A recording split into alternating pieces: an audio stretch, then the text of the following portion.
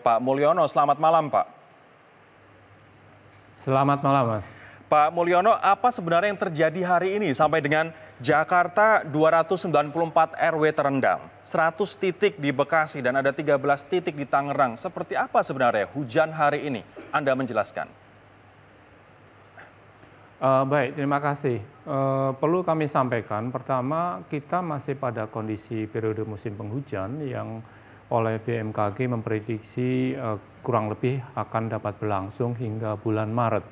Nah, musim hujan ini sudah berlangsung sejak akhir November, kemudian Desember, Januari, Februari semacam puncak musim hujannya, sehingga kejadian pada kemarin atau tadi pagi yang kita monitor curah hujannya kurang lebih sebesar 278 yang terukur di daerah Kemayoran, kemudian sekitar 265 mm yang terukur di daerah Pulau Gadung. Perlu kami sampaikan bahwa ini bukanlah titik-titik yang tidak hanya 2 titik ini saja, namun beberapa titik yang lainnya juga BMKG memonitor. Memang pada hujan semalam hingga tadi pagi tercatat pada umumnya rata-rata di atas 100 mm dalam satu hari. Pak Mulyono, tentunya saya ingin kemudian memastikan terlebih dahulu Pak Mulyono, ini hujan memang intensitasnya tinggi dan banjir karena intensitas hujan yang tinggi, artinya yang di Jakarta bukan karena banjir kiriman, tapi memang karena intensitas hujan yang tinggi di DKI Jakarta.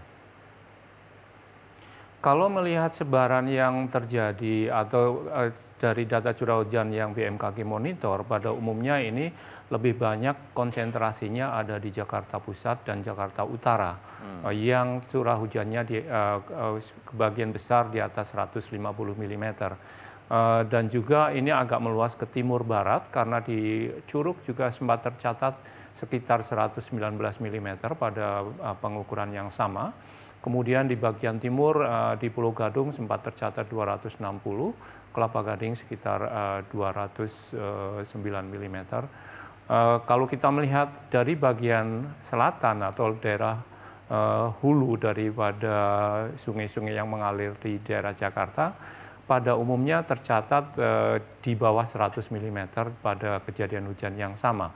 Jadi misalkan di Puncak, kemudian di Pak Mulyono, pada umumnya sekitar 70 mm. Artinya ini akan terjadi sampai kapan Pak? Dan sampai kapan DKI Jakarta, kemudian sebagian wilayah Jawa Barat dan Banten berpotensi kebanjiran lagi tahun ini? Kalau kita melihat, tadi kami sampaikan bahwa periode musim hujan diprediksikan masih bisa berlangsung hingga bulan Maret, sehingga potensi hujan lebat hingga sangat lebat masih dapat berlangsung sampai periode-periode akhir Maret ini.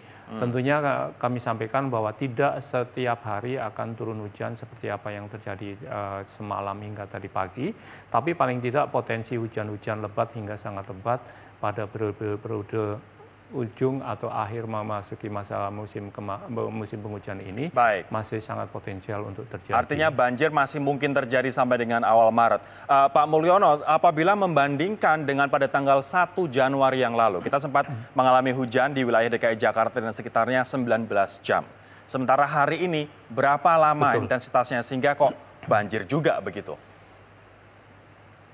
Pada kejadian 1 Januari 2020, hujan sudah mulai berlangsung kurang lebih jam 4 sore tanggal 31 Desember 2019 dan berlangsung hingga kurang lebih jam 11 pagi tanggal 1 Januari 2020. Jadi kurang lebih sekitar 19 jam durasi. Untuk kejadian semalam hingga tadi pagi berlangsung dari sekitar jam 1 malam hingga sekitar jam 8, jam 9 pagi. Jadi kurang lebih sekitar 8-7 jam periode durasi curah hujan yang terjadi tadi pagi. Namun yang perlu kami sampaikan bahwa curah hujan yang turun di atas 100 mm yang terjadi tadi pagi atau dari semalam hingga tadi pagi cukup meluas dari barat ke timur, artinya dari wilayah Serang, kemudian dari Tangerang, kemudian termasuk juga Jakarta dan sebagian di Jakarta Timur menyeberang ke wilayah Bekasi. Baik, ini artinya 19 jam kebanjiran, 6 jam, 7 jam, 8 jam pun Jakarta juga kebanjiran. Pak Mulyono, terakhir saya ingin bertanya kepada Anda, BMKG sudah berkali-kali memberikan peringatan, memberikan early warning kepada pemerintah daerah, pemerintah provinsi, kabupaten, kota akan cuaca hujan ekstrim begitu. Bagaimana sebenarnya respon mereka dalam menyikapi rekomendasi dari BMKG sejauh ini, Pak?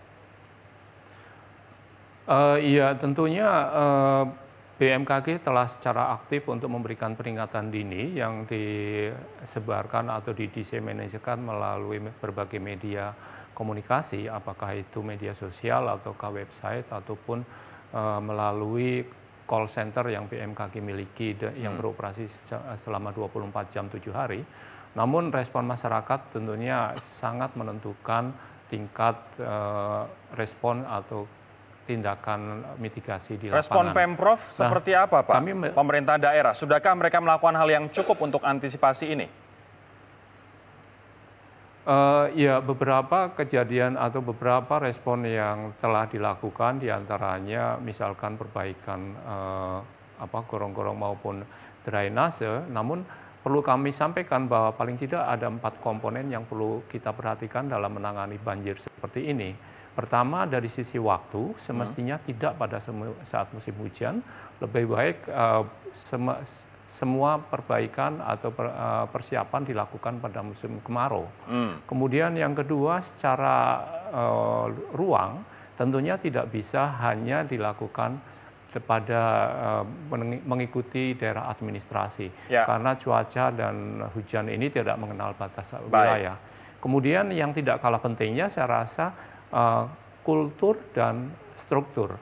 Kultur dalam artian masyarakat sendiri untuk merespon kondisi cuaca yang terjadi, artinya secara singkat atau secara simpel saja, kebiasaan untuk membuang sampah yang belum tertata dengan rapi, ini juga akan mempengaruhi struktur drainase atau buangan air yang semestinya lancar. Dan ini kalau dari sisi kultur juga tidak tersentuh, artinya kebiasaan membuang sampah ini juga masih berlaku seperti biasanya, kemungkinan akan memberikan kerusakan pada struktur dalam artian drainase akan bisa tersumbat dan sebagainya. Pak Mulyono Prabowo, Deputi Bidang Meteorologi BMKG, terima kasih atas waktunya Pak Mulyono, selamat malam.